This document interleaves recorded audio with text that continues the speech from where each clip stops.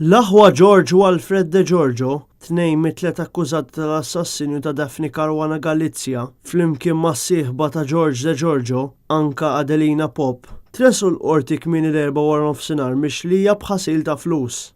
Fost l-akkużi li nġibu quddiem il-Maġistrat Jana Mikallef Stafraċ, insibu li tlieta jgħixu ħajja sinjura, fosthom li jippossjedu karozzi u dajjes lussużi minkejja li jiddikjaraw li huma qiegħda. L-investigazzjoni brabta mal-assassinju ta' Daphne Caruana Galizia indagat it-transazzjonijiet bankari u x'flus jippossjedu li nislet suspetti ta' ħasil ta' flus. It-tliet akkużati wieġbu mhux ħatja. Il-qorti talbet għas-sekkwestru tal-assi personali kollha tal-akkużati.